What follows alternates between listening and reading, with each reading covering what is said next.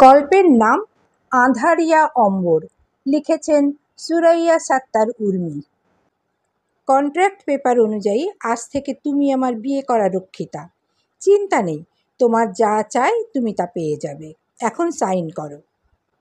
কথাটা বলে কন্ট্রাক্ট পেপারটা এগিয়ে দিল মিস্টার ইঝান।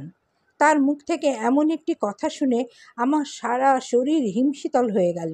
চোখের জল গড়িয়ে পড়ল দুফোঁটা। পেপারের পাশেই পড়ে থাকা কালো কুচকুচে ঘন কালির কলমটি তুলে সাইন করে দিলাম। ভাগ্যের এই পরম উপহাস মাথা পেতে নিলাম। সাইন হতেই মিস্টার ইঝান টেনে নিয়ে গেলেন আমাকে পাশের রুমে। ধাক্কা দিয়ে ফেলে দিলেন বিছানার উপর। পরনের জ্যাকেটটি খুলে ফেলে দিলেন দূরে। পর মুহূর্তে হামলে পড়লেন আমার শরীরে। ক্ষত বিক্ষত করে দিলেন তার নখের আঁচড়ে। কামড়ের দাগ বসিয়ে দিলেন আমার শরীরে। আমি সইতে পারছিলাম না। মনে হচ্ছিল আগুনের মাঝে জ্যান্ত পোড়ানো হচ্ছে আমাকে।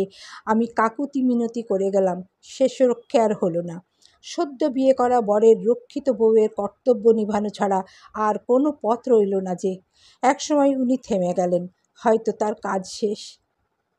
আমার ক্ষতবিক্ষত শরীরটা পড়ে রইল বিধ্বস্তভাবে বিছানার উপর। গলা শুকিয়ে কাঠ। মিস্টার ইঝান উঠে সোজা ওয়াশরুমে চলে গেলেন। ফিরে এসে কচকচে কিছু হাজার টাকার বান্ডিল ছুঁড়ে মারলেন শরীরে। একটুও কি দয়ামায়া নেই নাকি তার মনে? আমি খুব কষ্টে বললাম, মিস্টার ইঝান, আজ আর না, দয়া করুন, আজ অত্যন্ত। মাঝপথেই থামিয়ে দিলেন উনি আমাকে। কোনো ভ্রুক্ষেপহীন ছাড়াই বলে উঠলেন, টাকাটা বুঝি তোমার দরকার নেই না? বুকের মাঝে কামড় দিয়ে উঠল আমার। টাকাটা প্রয়োজন নেই মানে? টাকার প্রয়োজনেই তো আজ নিজেকে বিকিয়ে দিলাম আর হারালাম আমার সতীত্ব। আমি শুকনো মুখে বললাম, ঠিক আছে, রাতে আবার চলে আসব। উনি তাৎক্ষণিক বললেন, তুমি এখন আমার রক্ষিতা বউ, তোমার যাবতীয় জিনিস নিয়ে চলে আসবে। আমি চিৎকার করে কাঁদতে লাগলাম। ভাগ্যের কি নির্মম পরিহাস! প্রয়োজনের কাছে নিজের সতীত্ব হেরে গেল। হয়ে গেলাম সুপারস্টার ইঝান মেহরাবের বিবাহিত রক্ষিতা। গা গুলিয়ে এলো আমার। মাটিতে বসে পড়লাম। ধুয়ে যেতে দিলাম কিছুক্ষণ আগে করা মিস্টার ইঝানের স্পর্শগুলো। কিন্তু মনের দাগগুলো কি আদৌ যাবে? না, যাবে না, কখনো না। গাড়ির পিছনের সিটে হেলে বসে আছে ইঝান। চোখজোড়া গম্ভীর শীতল। তাকিয়ে আছে বাহিরের বিচিত্র নৈসর্গিক সৌন্দর্যের দিকে। উদাসীন সেই দৃষ্টি। তার ম্যানেজার অধিরাজ ইজানকে এমন উদাস দেখে বলল, ইঝান, আমরা না হয় মিটিং ক্যান্সেল করে দেই? ইঝান তাকালো অধিরাজের দিকে। গম্ভীর কণ্ঠে বলল, হোয়াই? তোমার মনটা হয়তো ভালো না, তাই। ইঝানকে থামিয়ে দিয়ে বলল, আমার পার্সোনাল লাইফ, আমার প্রফেশনাল লাইফ আলাদা রাখতে জানি আমি। So keep quiet. অধিরাজ চুপ করে গেল। মাঝে মাঝে ইঝানের অভিব্যক্তি কিছুতেই বুঝতে পারে না। অল্প বয়সী ছেলেটি নিজের যোগ্যতায় নাম যশ পাওয়ার সব কামিয়েছে। চলচ্চিত্র জগতে এক যুগ কাজ করে ছেড়ে দিয়ে এবার রাজনৈতিক কাজে জড়িয়ে গেছে আজ 1 বছর। অথচ তার নামে কোনো ব্যাড রেকর্ড নেই। এমন একটি গম্ভীর মানুষ, সে কিনা নিজের বাবার ঘনিষ্ঠ ছোটবেলার বন্ধুর মেয়েকে বিয়ে করে রক্ষিতা করতে পারে? কই, ওর ক্যারেক্টারে মেয়েলি কোনো দাগ নেই? তাহলে কেন করলো সায়ন এমন? শুধুই কি টাকার জন্য, নাকি পিছনে রয়েছে অন্য কোনো রহস্য? দিন ফুরিয়ে রাত হতে লাগলো। ঝিরিঝিরি বৃষ্টি পৃথিবীর বুক ভাসিয়ে দিতে লাগলো। ভাসিয়ে গেল আমার বুকের ভিতরটাও। আইসিইউর সামনে দাঁড়িয়ে আছি। আমার বাবা আজিজুল হক একসময় বিশিষ্ট শিল্পপতি ছিলেন, অথচ আজ উনার আইসিইউর খরচ বহন করতেই হিমশিম খাচ্ছি। হুট করেই বাবা কিভাবে যেন দেউলিয়া হয়ে গেলেন। তা সহ্য করতে না পেরে স্ট্রোক করলেন, আর এখন বিছানায় শয্যাশায়ী। ছোট শ্বাস বেরিয়ে এলো আমার ভিতর থেকে। তখনই ফোনের রিংটোন তীক্ষ্ণ আওয়াজ তুলল। ভেজা চোখে হাতের মুঠোয় থাকা ফোনটি তুলতেই জলজল করে উঠল মিস্টার ইঝানের নাম। আমি গাল ফুলিয়ে শ্বাস নিলাম। চোখের জলটুকু মুছে ফেলে ফোনটা তুলে নিলাম। একটা ঠান্ডা গম্ভীর গলা আমার কানের পর্দা ধাক্কা দিয়ে গেল। শরীরের মাঝে কেমন একটা অদ্ভুত অনুভূতি হলো। ইঝান বললেন, হোয়ার আর ইউ শ্যামা? আমি শুকনো ঢোক গিললাম। ঠোঁট ভাঁজ করে বললাম, আসছি। মধ্যরাত। ওয়াশরুমের ভিতর থেকে পানির কল কল শব্দ ভেসে আসছে। কিছুক্ষণের মাঝেই ওয়াশরুমের দরজা ঠেলে বের হলেন মিস্টার ইজহান মেহরাব জাহরান। তাকে দেখেই আমার ভিতরটা তীব্র বিতৃষ্ণায় নাড়া দিয়ে উঠল। কিছুক্ষণ আগের দেয়া তার মরণ যন্ত্রণা এখন রয়েছে আমার শরীরে। যতবার আলিঙ্গন করেছে মিস্টার ইজহান, মনে হয়েছে আমার শরীর ছিন্ন ভিন্ন হয়ে গেছে। বসে গেছে কামড়, নখের আঁচড়ের দাগ। আমার সমবয়সী বান্ধবীদের কাছ থেকে জেনেছিলাম বিয়ের রাতটুকু হয় কতটা রোমান্টিক, ভালোবাসায় ভরপুর, কিন্তু আমার বেলায় এমন কেন হলো? দ্বিতীয়বার সঙ্গমের সময়ও এত অসহ্য যন্ত্রণা। আমি কি তার বিয়ে করা রক্ষিতা বলে? আচ্ছা, মানুষটা কি এজন্যই বিয়ে করেছে আমাকে, যে যখন তখন মিলিত হতে পারে এমন হিংস্রভাবে? নাকি তার অন্য কোনো উদ্দেশ্য আছে? আমি ভয়ে ভয়ে তাকালাম মানুষটার দিকে। কালো কুচকুচে গভীর নির্লিপ্ত চোখে তাকিয়ে আছে আমার দিকে। আমি সাদা বিছানার চাদরটা জড়িয়ে নিলাম বস্ত্রহীন গায়ে। মিস্টার ইজহান এগিয়ে এলেন তার নগ্ন পায়ে। ভেজা শরীরে বিন্দু বিন্দু পানি, নিদারুণ লাগছে। ঘরের নিয়ন আলোয় চলচ্চিত্র কিং ইজহান মেহরাব জাহানকে কতটাই না মায়াময় লাগছে। কিন্তু এই মানুষটি গম্ভীর শীতল বরফ চাহনিতে জমিয়ে দিচ্ছে আমাকে। আমি হাসার চেষ্টা করলাম, কিন্তু মানুষটি অব্যক্তহীন। কত শত মেয়ের স্বপ্নের রাজকুমার উনি। সুঠাম দেহের বাদামি রংটি নিয়ন আলোয় মারাত্মক সৌন্দর্য লাগছে। উনি এগিয়ে এলেন, আমার মুখোমুখি বসলেন। চোখে চোখ মিলিয়ে দৃষ্টি মিলিত হলো। তার চোখ মুখ দেখে কিছুই বোঝার ক্ষমতা নেই আমার। মুখ ফুটে কিছু বলার সাহস পাচ্ছি না। আমার ভাবনার মাঝে ছেদ ফেলে তার বরফ ঠান্ডা গলায় বললেন, আমাদের মাঝে কি হচ্ছে না হচ্ছে তা যেন কেউ জানতে না পারে, এমনকি তোমার পরিবার আর বাহিরের জগতও। আমি মাথা নত করে ফেললাম। পরিবারকে কিভাবে জানাবে?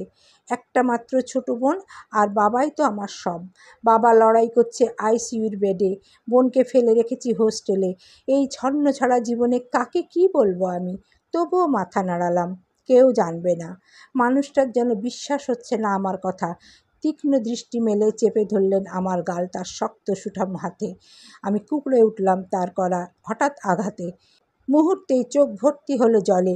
মিস্টার ইজহান হিসিয়ে বললেন, আর কেউ যদি জানতে পারে না, শেষ করে দিব তোমাকে, তোমার বাবাকে আর তোমার বোনকে। Mind it. আমি ভয়ে এবার সিটিয়ে গেলাম। ঘন ঘন মাথা নাড়িয়ে স্বগক্তির মতো করে বললাম, কে? কেউ জানবে না। আমি কাউকে বলবো না। গুড।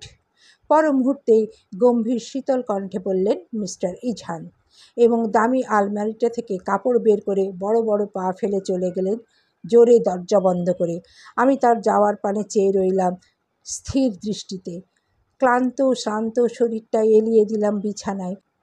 চোখ দুটি উপরে চলন্ত ফ্যানটির দিকে নিবদ্ধ করলাম। ভাবতে লাগলাম আমার জীবনের সুখের দিনগুলোর কথা। সুখ তো চলেই গেছিল আমার জীবন থেকে এক যুগ আগে, কিন্তু গত 6টি মাস পুরোপুরি ভেঙে গুঁড়িয়ে দিয়ে গেল আমাকে। ছোট শ্বাস বেরিয়ে এলো আমার ভিতর থেকে। আলিশান লাস্যময়ী ঘরটির নরম তুলতুলে বিছানায় শুয়ে চোখ পাতা ভারী হয়ে এলো। চট করেই নেমে এলো ঘুম। পাড়ি জমালাম স্বপ্নের রাজ্যে। তীব্র একটি আওয়াজে ঘুম ভাঙল আমার। বেড সাইডে রাখা মুঠোফোনটি তুলতেই ওপাশ থেকে আমার বস ম্যানেজিং এডিটর শান্তনু ফ্যাচ ফ্যাচ করে উঠলেন, এই শ্যামা, কোথায় তুমি? এখনও লাপাতা? চাকরি করার ইচ্ছে আছে নাকি? হ্যাঁ? ঘুম ছুটেনি তখনও আমার। ম্যানেজিং এডিটরের কথায় ধড়পড় করে উঠে বসলাম।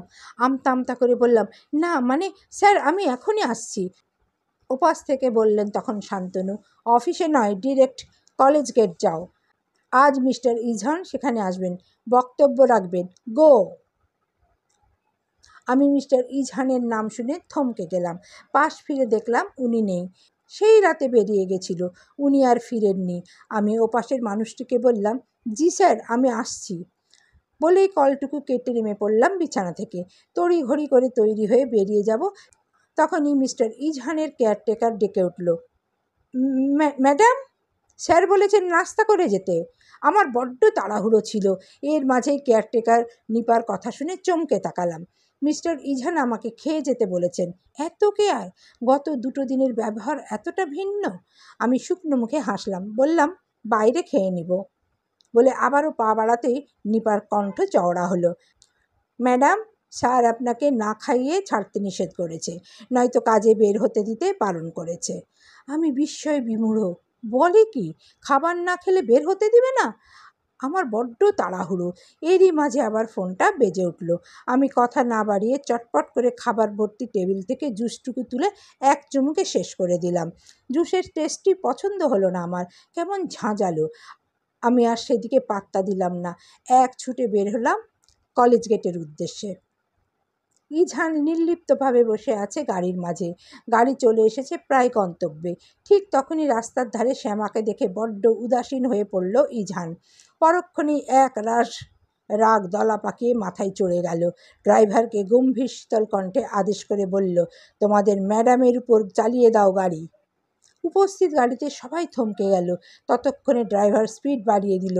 ঠিক সেই মুহূর্তেই অধীরাজ চেঁচিয়ে উঠে বলল, ম্যাডাম যেন ব্যথা না পায় কবির। গাড়িটি ঠিক শ্যামার মুখোমুখি হতেই একদম ছিটকে গেল কিছুটা দূরে। উদাসীন দৃষ্টিতে তাকিয়ে দেখল ইঝান। ভাবলেশহীন তাকিয়ে আছে তার দিকে, ঠোঁটে বাঁকা হাসি। লাইভ চলছিল। চ্যানেল 20 থেকে রিপোর্টার হিসেবে এসেছি আমি। আমি কথা বলছিলাম ছোট মাইক্রোফোন হাতে আমার। ক্যামেরা ধরেছিল জাহিদ। ঠিক তখন দূর থেকে একটি গাড়ি সাঁ করে এসে দাঁড়ালো আমার সামনে। আমার ভয়ে যেন আত্মা কেঁপে উঠল। আমি ফ্যাল করে চেয়ে রইলাম গাড়িটির দিকে। বুঝতে বাকি নেই এই কাজটি মিস্টার ইঝানের। কিন্তু কেন করলেন এমন? নিজের চিন্তায় বালু ঢেলে সামনে নিলাম লাইভটি। মুখের মাঝে হাসির রেখা টেনে বললাম, আপনারা দেখতেই পাচ্ছেন চারিদিকে উত্তেজনা। সবাই অধীর আগ্রহ নিয়ে বসে আছে মিস্টার ইঝানের দর্শনের জন্য। ইতিমধ্যে তিনিও উপস্থিত। ইঝানের শীতল দৃষ্টি এখনও মেপে নিচ্ছে আমার শরীর। অস্থিরতায় কাঠ হয়ে যাচ্ছি। ঠিক সেই মুহূর্তে তার ব্ল্যাক BMW গাড়িটি থেকে নেমে এলো ইঝান। পরনে সাদা জামা, কালো প্যান্ট, প্রতিবারের মতো নিট অ্যান্ড ক্লিন। আমি চোখ ফিরিয়ে বেঘাত ঘটা লাইভটি আবারও শুরু করতে করতে মাইক নিয়ে এলাম মিস্টার ইঝানের সামনে। উনি তার সুচালো ঠোঁটে হাসি ফোটালেন। কিছু বলবেন এমন ভাব করে শীতল বরফ কণ্ঠে বললেন, নো কমেন্টস, বলেই গটগট করে চলে গেলেন উনি স্টেজের দিকে। রাগে পিত্তি জ্বলে উঠল আমার। পরপর করা দুটো অপমান সহ্য হলো না। কিছুই যখন বলবি না তো এমন কেন করলি? আর আমার লাইফটাই বা নষ্ট করার মানে কি? আমি ছোট শ্বাস ছাড়লাম। মিস্টার ইঝানের সাথে কথা বলার জন্য পথ খুঁজে যাচ্ছি। উনি কি মেরে টেরে ফেলতে চাই নাকি আমাকে? বিয়ে করে রক্ষিতা করতে পারেন উনি, কিন্তু আমার কাজে বেঘাত ঘটানোর অধিকার তার নেই। আমি রাগে ফুঁসতে লাগলাম। ঠিক তখনই উঠে গেলেন উনি বক্তব্য দিতে। আসসালামু আলাইকুম। সকল প্রশংসা আল্লাহর জন্য। কেমন আছেন আপনারা? মাঠ ভর্তি মানুষদের সরগরম একসাথে চেঁচিয়ে উঠল ভালো বলে।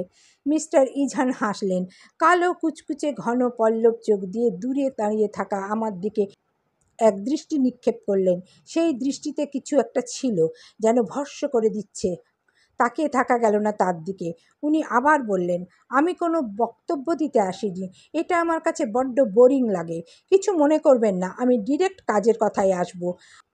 আমার শহরে যার যত অভিযোগ থাকবে তাদের জন্য আমি প্রতিটি এলাকায় একটি করে মোট 13টি অভিযোগ বক্সের স্থাপন করব। প্রতি সপ্তাহে বক্সগুলো চেক করা হবে এবং সকলের অভিযোগ দূর করার জন্য আমি আপ্রাণ চেষ্টা করব। তার জন্য অবশ্যই আপনাদের সাহায্য চাই আমি। কি সাহায্য করবেন তো? সকলেই আবার হৈ হৈ করে উঠল। আমি তাকিয়ে রইলাম এই জনগণ আর উনার দিকে। কত ভালোবাসে তারা মিস্টার ইঝানকে। আর মিস্টার ইঝান নিজেও যেন এই মানুষগুলোর জন্যই বাঁচে। কিন্তু এই আমিটাকে কেন উনি এত ঘৃণা করেন? যতবার তার চোখে চোখ পড়ে আমার জন্য তার চোখে উদাসীন, বিরক্তি, রাগ, ঘৃণা স্পষ্ট দেখেছি।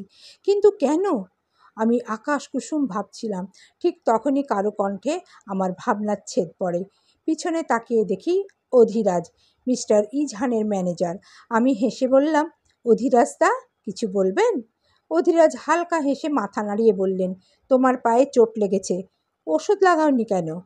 আমি খেয়াল করিনি কখন চোট পেলাম। পায়ের দিকে তাকাতে রক্তের ছোপ ছোপ দাগ দেখা গেল। মনে পড়ল তখনই মিস্টার ইঝানের গাড়ির সাথে একটু ধাক্কা লেগেছিল কি না। ব্যথা অনুভব হলেও পাত্তা দেইনি আমি হেসে বললাম, সমস্যা নেই দাদা, আমি মেডিসিন লাগিয়ে নিব পরে। আচ্ছা, মিস্টার ইঝান কোথায় আছেন? উনি কি চলে গেছেন? অধিরাজ আবার মাথা নাড়ায়, যার অর্থ সে চলে গেছে। আমি হতাশ হয়ে বললাম, তার সাথে আমার কিছু কথা ছিল, কোথায় পাবো? অধিরাজ বলল, ও তো এখন অফিসেই আছে, তুমি বরং সেখানেই যেয়ে দেখা করে আসো। আমি মাথা নাড়লাম। জাহিদকে আমার ব্যাগ দিয়ে বললাম অফিসে চলে যেতে, আর আমি ছুটলাম উনার অফিসের দিকে। অফিসে আসতেই নিচে দেখা মিলল মিস্টার ইজহানের অ্যাসিস্ট্যান্ট রুমার সাথে। হেসে হেসে বলল, স্যার ওয়েটিং রুমে বসে ওয়েট করতে হবে যে।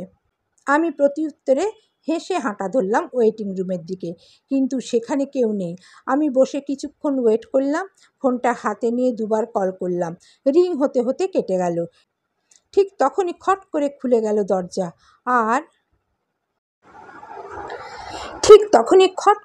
গেল দরজা, আর ভিতরে প্রবেশ করলেন ৬০-৬৫ বছর বয়সের এক বৃদ্ধা। থলথলে মোটা শরীর, চোখে মুখে বিজ্ঞ বিজ্ঞ ভাব, মুখে বরাবরের মতোই কাঠিন্যে ভরপুর, সাদা চুল, পরনে সাদা কালো দামি শাড়ি। আমি পা থেকে মাথা পর্যন্ত চোখ বুলাতেই ভয়ে গলা শুকিয়ে গেল। এই বৃদ্ধাকে দেখে চিনতে একটু সমস্যা হলো না। এ যে রাজনীতিবিদ মিস্টার ইজহানের দাদিজান আলিয়া এবং এই এলাকার সাবেক মন্ত্রী, আর তার সাথে দাঁড়িয়ে আছে লাস্যময়ী এক রমণী। এটি উনার সাথে আমার প্রথম পরিচয় নয়, এর আগেও হয়েছিল দেখা, আজ থেকে 12 বছর আগে। তখনও যেমন ছিল উনার অভিব্যক্তি, এখনও তেমনি আছে, চুল পর্যন্ত পরিবর্তন নেই। উনি কঠিন গলায় বললেন, এইখানে কেন এসেছো? আমার নাতির ঘাড়ে তো চড়েই বসেছ, এবার কি অফিসেও ভাগ নিতে চাও নাকি? তোমাদের মতো মেয়েদের না আমি হাড়ে হাড়ে চিনি। ছি, টাকার জন্য বিছানায় যেতেও লজ্জা লাগে না।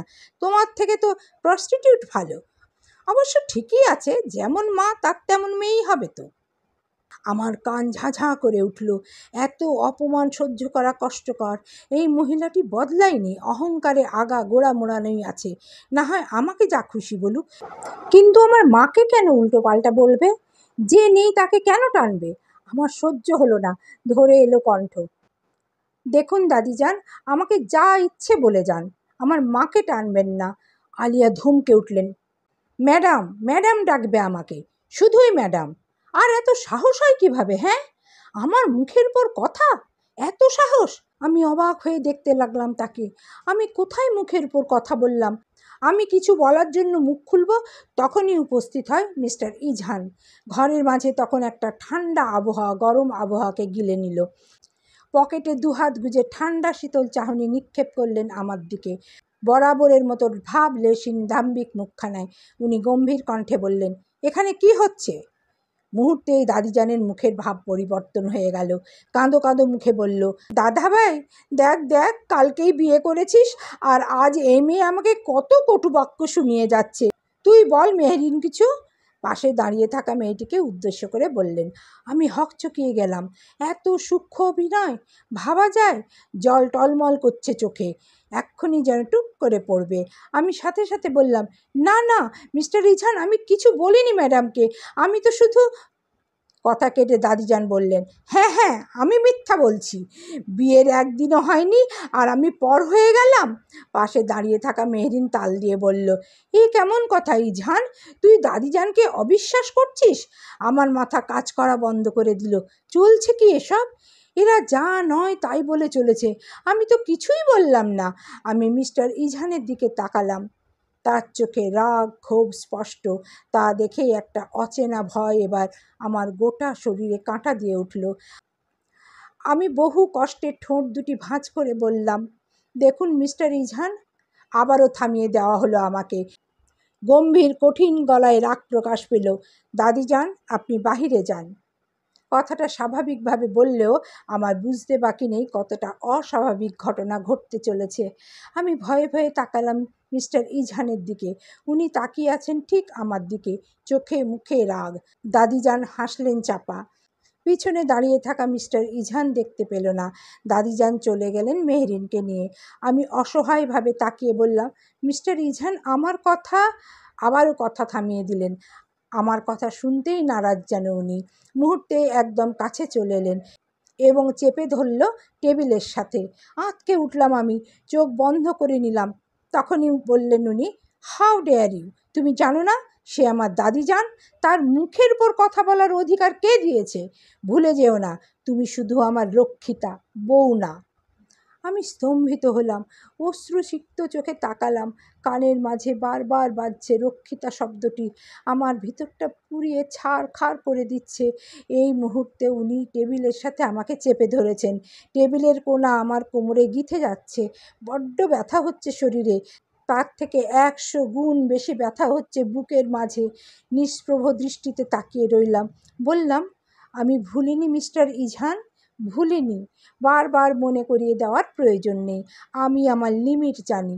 উনি তাতেও সন্তুষ্ট নয় যেন, আমার গালে এক হাতে জোরে চাপ দিয়ে বলল, এমন ভুল আর দ্বিতীয়বার সহ্য করব না। এ পৃথিবীতে আমার দাদি যান সব। উনি মনে কষ্ট পেলে পৃথিবী ধ্বংস করে ফেলব, মাইন্ড ইট। আমি মাথা নাড়লাম। উনি এবার আমাকে ছেড়ে দূরে গিয়ে দাঁড়ালেন। আগের মতোই পকেটে হাত গুঁজে বললেন, এখানে কি জন্য এসেছো? আমি চোখের জল মুছে নিলাম, ভাগ্যের সাথে সমঝোতা করে নিলাম। বললাম, আপনি কি আমাকে মারতে চান? মিস্টার ইজহান ভ্রু কুঁচকে চাইলেন। তোমার কি মনে হয়? আমার তাই মনে হয়, আপনি আমাকে মারতে চান। মিস্টার ইজহান 2 কদম এগিয়ে এলেন, কানের কাছে মুখ এনে ফিসফিস করে বললেন, মারতে তো চাই, আমার রাগের দহনে পুড়ে ছাই করে নদীর বুকে ভাসিয়ে দিতে চাই। আমি ফ্যাল ফ্যাল করে চেয়ে রইলাম। বদ্ধ ঘরটিতে অস্বাভাবিক নিস্তব্ধতা বয়ে যাচ্ছে, শুধু ভেসে আসছে এসির খটখট শব্দ। পুঙ্খানুপুঙ্খ নীরবতা আমার গায়ে কাঁপিয়ে তুলছে। আমি কাঁপা কণ্ঠে বললাম, আপনার আপনার মতলবটা কি? কি চান আমার কাছে? মিস্টার ইজহান হেসে ফেললেন। পর মুহূর্তে গম্ভীর হয়ে ক্রুদ্ধ কণ্ঠে বললেন, গেট লস্ট। কথাটি খানিকটা জোরেই বললেন উনি, যার ফলে চমকে উঠলাম আমি। মনের কথাগুলো টুপ করে গিলে নিলাম। এক পলক চোরা দৃষ্টিতে তাকিয়ে দেখে নিলাম এই অতি সুদর্শন লোকটিকে। তারপর বেরিয়ে পড়লাম নিজের গন্তব্যে। শুধু শুধু লোকটির সামনে মাথা মেরে লাভ নেই, উনি যা বুঝেন তাই করবেন। আমি দীর্ঘশ্বাস ফেললাম। কোমরের পাশটা ভালোই চোট লেগেছে, বড্ড জ্বালা হচ্ছে। আমি আর সেদিকে পাত্তা না দিয়ে একটা সিএনজি ডেকে চলে এলাম অফিসে। ভিতরে ঢুকতেই জাহিদ ছুটে এলো, কণ্ঠে তার উৎকণ্ঠা। বইনা, কই ছিলি? খুশির সংবাদ আছে রে। আমরা এতদিন ধরে যে মাফিয়া গ্যাংটার খোঁজ নিচ্ছিলাম, আজ তা সাফল্য পেতে চলেছে। আমার বিষণ্ণ মনটা এবার একটু খুশির ছোঁয়া পেল। হেসে বললাম, তো ভাই চল কাজে লেগে পড়ি। তা কোথায় আসছেন তারা? বোর্ড ক্লাব, আজ রাত 10টায়। গোপন তথ্য জেনেছি, আজ নাকি তারা কজন নারীকে নিলামে তুলবে। দেশের নামি দামি লোকেরাও থাকবে এখানে, তবে খুব সচেতনভাবে করতে হবে কাজটুকু। নারীকে নিলামে তুলবে শুনে মনটা আমার বিষিয়ে উঠল। দেশ স্বাধীন আমাদের ঠিকই, কিন্তু নারীর স্বাধীনতা নেই। এই লোকেদের মুখোশ উন্মোচন তো করেই ছাড়বো আমি। কাল সকালের হেডলাইন হবে এরা। এসব ভেবেই জাহিদের সাথে প্ল্যান করতে লাগলাম। ঠিক তখনই খড়খড় কণ্ঠে বলে উঠলেন শান্তনু, এত খুশি হইও না মেয়ে, যে খেলায় নামতেছ তুমি, জানটাও যেতে পারে তোমার। বাকিটা জীবন তো এখনো পড়ে আছে। আমি হাসলাম। এই নরকীয় জীবনের থেকে মৃত্যু শ্রেয়। আমার এই বিষাদময় জীবনের বিনিময়ে যদি সেই নারীরা একটা সুন্দর জীবন পায়, তাহলে ক্ষতি কী? সন্ধে 7:20। বাইরে আজ বৃষ্টি পড়ছে টুপটাপ করে। চারদিকে নিস্তব্ধতা। দূরে কোথা থেকে ভেসে আসছে কোলা ব্যাঙের ডাক।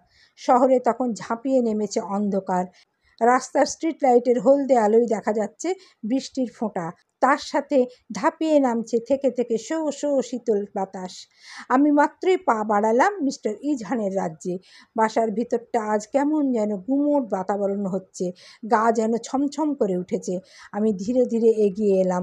উপর থেকে ভেসে আসছে কিছু ভাঙার শব্দ। আমার মাথা কাজ করছিল না, কি হচ্ছে উপরে? সিঁড়ির পাশেই ভয়ে জড়সড় হয়ে আছে নিপা। আমাকে দেখেই ভয়ে ভয়ে বলল, ম্যাডাম, উপরে যাবেন না আজ। আমি জিজ্ঞেস করলাম, কিন্তু কেন? নিপা মাথা নত করে বলল, স্যারের বাবা এসেছিলেন তাই। আমি বিস্ময়ে বুঁদ। কিছু বলবো তার আগেই ভেসে এলো এক আর্তনাদ। আমি দাঁড়াতে পারলাম না। এক ছুটে উপরে আসতেই পিছন থেকে নিপা বলে উঠল, ম্যাডাম যাবেন না প্লিজ। কিন্তু নিপার কথা আমার মানতে ইচ্ছে করলো না। আমি এক ছুটে রুমে আসলাম মিস্টার ইজহানের। একই ঘরের অবস্থা। একটা ছোট্ট ঝড় যেন এই ঘরটির উপর বয়ে চলে গেল। ঘরের আসবাব উল্টো পাল্টা হয়ে আছে। দামি ফুলদানি ভেঙে গড়াগড়ি খাচ্ছে দামি কার্পেটে। ড্রেসিং টেবিলের আয়নার কাঁচগুলো টুকরো টুকরো হয়ে ছড়িয়ে ছিটিয়ে আছে মাটিতে। আমি ডান দিকে তাকালাম। সোফায় বসে আছেন মিস্টার ইজহান, চোখ মুখে বিষণ্ণ উদাসীন। উস্কো খুস্কো চুল, হাত থেকে টুপ টুপ করে রক্ত পড়ছে। বুঝতে বাকি নেই উনি হাত দিয়ে ঘুষি মেরে ভেঙেছেন আয়না। কেন জানি এমন অবস্থায় তাকে দেখে বড্ড মায়া হলো। তার হাতের রক্ত গড়িয়ে পড়া দেখে বুকের মাঝে মোচড় দিয়ে উঠল আমার। আচ্ছা, তার বাবা এসেছিলেন বলে এত তাণ্ডব চালালো কেন? মনের মাঝে এক গাদা প্রশ্ন বাসা বাঁধতে লাগলো। আমি সব ভাবনা বাদ দিয়ে এবার এগিয়ে গেলাম তার দিকে। পাশে বসে কেটে যাওয়া হাতটি ধরলাম। কাচের টুকরোগুলো নির্মমভাবে গেঁথে আছে সুন্দর হাতে। আমি ফার্স্ট এড বক্স নিয়ে এলাম। কাঁচগুলো সরিয়ে ব্যান্ডেজ করে দিলাম। কাঁচগুলো যতবার সরিয়ে দিচ্ছিলাম মনে হচ্ছিল আমার শরীরেই গিঁথে আছে। আমি এবার সাহস করে ডাকলাম, mister Izhan, are you okay? আপনি ঠিক ঠিক আছেন? মিস্টার ইজহান চাইলেন আমার দিকে। দৃষ্টিতে আগুন ঝরছে। সটান দাঁড়িয়ে গেলেন উনি। এতক্ষণ যেন হুঁশ ছিল না। আমার ডাকে যেন হুঁশ ফিরল। হতবিহ্বল হয়ে আমিও দাঁড়ালাম। আমার এখন কি করা উচিত এই মুহূর্তে ভেবে পাচ্ছি না। তার অভিব্যক্তি বুঝতে অক্ষম, বরাবরের মতোই। আমার কণ্ঠনালীতে আটকে গেছে কথা। বললাম, আপনার হাত? বলতেই উনি হুঙ্কার ছাড়লেন। টকটকে লাল হয়ে উঠল চোখ জোড়া। আমার বাহু চেপে ধরে ফেলে দিলেন বিছানার উপর। পর মুহূর্তেই উনি নিজেও উঠে এলেন আমার উপরে। রাগে ফুঁসতে ফুঁসতে শরীরের কাপড় খুলে নিতে লাগলেন। একটি কথায় আওড়াতে লাগলেন, সব তোমার জন্য হয়েছে, তোমার দোষ, আই হেট ইউ, বলেই আমার উপর ঝাঁপিয়ে পড়লেন। মনের আক্রোশ কামুকতায় পরিণত হলো। মিটাতে লাগলেন দেহের স্বাদ। আর আমি কেঁদে কুটে রক্ষে হলো না। ছিন্ন ভিন্ন করে দিচ্ছে আমার দেহ মন। কি এমন দোষ করেছি যার শাস্তি এভাবে দিচ্ছেন উনি? আমি চিৎকার করলাম, কিন্তু কেউ এলো না, না আসবে। আগের দুবারের মতো এবারও সহ্য করতে হলো মরণ যন্ত্রণা। রাত 11টা। বিছানার বাম পাশেই সাদা চাদরে গুটিসুটি মেরে শুয়ে আছে শ্যামা। গভীর দৃষ্টিতে তাকিয়ে ইজহান তার দিকে। মেয়েটির জোড়া ভ্রুযুগল কুঁচকে আছে, যেন রাজ্যের চিন্তা এই মেয়েটির মাথায়। খাড়া নাক, সুন্দর ঠোঁট জোড়ায় দেওয়া। ইজহানের ক্ষত স্পষ্ট। ফর্সা পিঠে এলোমেলো হয়ে গড়াগড়ি খাচ্ছে চুল। ফর্সা মুখে ব্যথার আভাস। ইজহানের বুকের কোথাও একটা ধক করে উঠল যেন। পুতুলের মতো দেখতে তুলতুলে মেয়েটির শরীরের কি হাল করেছে সে। পরক্ষণেই মনের গহীন থেকে কিছু কথা নাড়া দেয় মস্তিষ্কে। ভুলে গেছিস? এই সেই মেয়ে যে তোর ফিলিংস নষ্ট করেছে, তোর বিশ্বাস ভেঙেছে। ওর পরিবারের জন্যই তোর গোটা পরিবার তছনছ হয়ে গেছে। তার জন্য সত্যি তোর মায়া হয়? সেম অনি। মনের কোণে জমে থাকা চাপা রাগ দপ করে জ্বলে উঠল। উদাসীন হয়ে গেল দৃষ্টি। বিষিয়ে ওঠা মন নিয়ে বিছানা ত্যাগ করল। এই মুহূর্তে তিক্ততায় ভরে যাচ্ছে ভিতরটা এই মেয়েটিকে দেখে। এক পলক ঘুমন্ত শ্যামার মুখ দেখে বেরিয়ে গেল রুম থেকে ইজহান। নিস্তব্ধ রুমটিতে ফোনের বিপ বিপ শব্দে আমার ঘুম ভেঙে গেল। অ্যালার্ম বেজে উঠেছে। আমি ফোনটি তুলে বন্ধ করে দিলাম।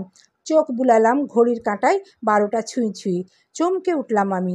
জাহিদ আমার অপেক্ষা করছে নিশ্চয়ই। আমি ধড়ফড় করে বিছানা থেকে নামতে নিলাম। ঠিক তখনই পুরো শরীরে তীব্র ব্যথায় আহ শব্দটি বের হয়ে গেল মুখ দিয়ে। মনে পড়ে গেল কিছু ঘন্টা আগের কথা। মিস্টার ইজহান আমার সাথে কি করেছিল। একটা একটা খেলার পুতুল বানিয়ে ফেলেছেন যেন উনি। যখন ইচ্ছে খেলছে, যখন ইচ্ছে ছুঁড়ে ফেলে দিচ্ছে। মনের ভেতরটা আমার বিতৃষ্ণায় ভরে গেল। গাল ফুলিয়ে ছোট শ্বাস বের করলাম। বিছানা ছেড়ে ধীর পায়ে ওয়াশরুমে গেলাম। একটা হট শাওয়ার নিয়ে বেরিয়ে আসলাম বাহিরে। শরীরের তীব্র ব্যথা থেকে নিস্তার পেতে পেইন কিলার খেয়ে নিলাম। চট জলদি রেডি হয়ে নিচে নেমে এলাম। তখন মধ্যরাত, কেউ জেগে নেই। লিভিং রুমটাই হালকা আলো হালকা আঁধারের মাঝে যেন লুকোচুরি খেলছে। আমি ধীর পায়ে নিচে নেমে মেইন দরজার সামনে এসে দাঁড়ালাম। গেট খুলব তখনই ফক ফক করে উঠল আলোয়। খানিকটা চমকে গেলাম। পিছন থেকে ভেসে এলো ঠান্ডা একটি কণ্ঠ, এত রাতে কোথায় যাওয়া হচ্ছে? আমি পিছনে তাকিয়ে স্বাভাবিকভাবেই ঠোঁট ভাঁজ করে বললাম, কাজ আছে। মিস্টার ইঝান যেন আমার কথাতে সন্তুষ্ট নয়। ভ্রু কুঁচকে বিরক্তি মাখা চোখে চেয়ে আছেন আমার দিকে। আমি পূর্ণ দৃষ্টি মেলে দেখলাম মানুষটাকে। শরীরে দামি টি শার্ট আর ট্রাউজার, বরাবরের মতোই বিষণ্ণ, উদাসীন, অনুভূতিশূন্য মুখ করে বসে আছে সোফার উপর। টেবিলের উপর ছড়িয়ে আছে ফাইল, হয়তো কাজ করছিলেন। আমাকে বললেন, এত রাতে মেয়ে মানুষের আবার কিসের কাজ? এবার বিরক্ত হবার পালা যেন আমার। আমি সোজাসাপটা বললাম, মেয়ে মানুষ বলে কাজ থাকতে পারে নাকি? উনি ভাবলেশহীনভাবে গম্ভীর ঠান্ডা কণ্ঠে বললেন, অবশ্যই থাকে। যারা রাতের পরী হয়।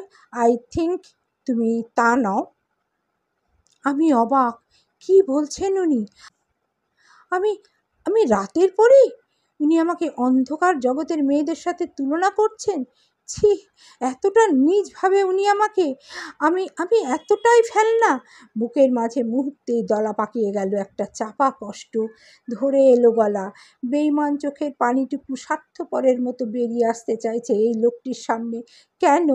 যে মানুষটা আমাকে মানুষ বলেই ভাবে না, তার সামনে কিসের এত আদিক্ষেতা? আমি নিজেকে শক্ত করতে চাইলাম। কঠিন কণ্ঠে তাকে উপেক্ষা করে বললাম, আমি একজন রিপোর্টার। আমার কাজের জন্য রাত দিন ডাজেন্ট ম্যাটার। আপনার উদ্ভট কথা শেষ হয়েছে? এবার আমি যাব। কথাটুকু বলেই তাকালাম মিস্টার ইঝানের দিকে। থমকে গেলাম। মিস্টার ইঝানের চোখের রক্তিম চাহনি কাঁপিয়ে দিতে লাগলো আমার দেহখানি। মানুষটা বিন্দু মাত্র পরিবর্তন হয়নি। 12 বছর আগেও যেমন ছিল ঠিক তেমনি আছে, গম্ভীর, রাগী। আমি শুকনো ঢোক গিললাম। এক প্রকার পালিয়ে বেরিয়ে যেতে চাইলাম, কিন্তু আটকে গেলাম।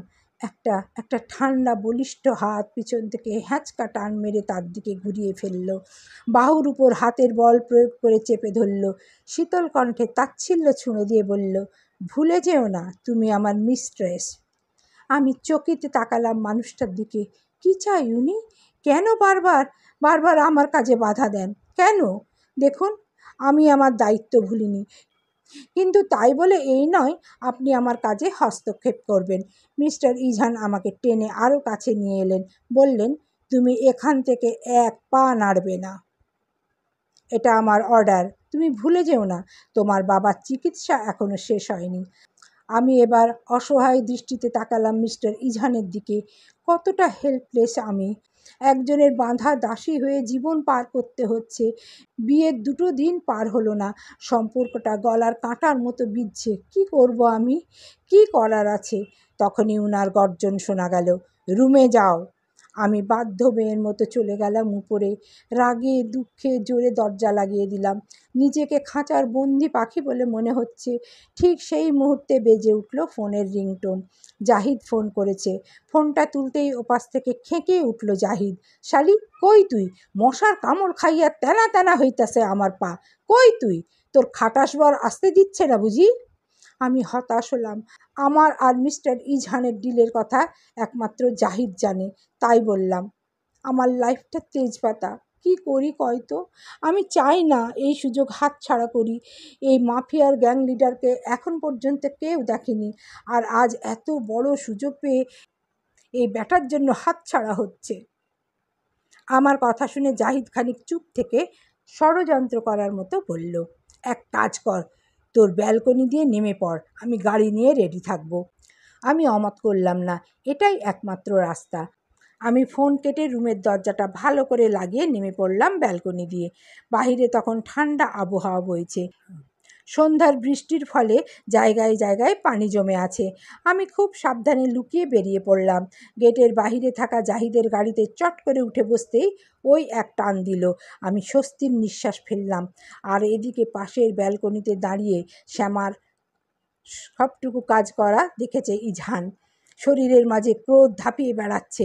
শ্যামাকে অন্য কোনো ছেলের সাথে এভাবে লুকিয়ে বের হতে দেখে মাথা নষ্ট হয়ে যাচ্ছে ইঝানের। এক দৃষ্টিতে তাকিয়ে আছে গাড়িটা যতক্ষণ না চোখের আড়াল হয়। হাত দুটি মুষ্টিবদ্ধ, যেন শ্যামাকে পেলেই এক্ষুনি ভস্ম করে দেয় তার রাগের দহনে। কেন শুনে না শ্যামা তার কথা?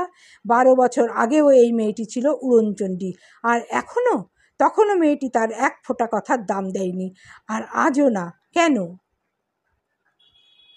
এদিকে আধ ঘন্টার মাঝে পৌঁছে গেলাম আমরা বোট ক্লাব। গায়ে জড়িয়ে নিলাম ওয়েটের ড্রেস কোড। এক বুক সাহস নিয়ে পা বাড়ালাম সামনে। কিন্তু কে জানতো আমার জন্য অজানা এক বিপদ অপেক্ষা করছিল।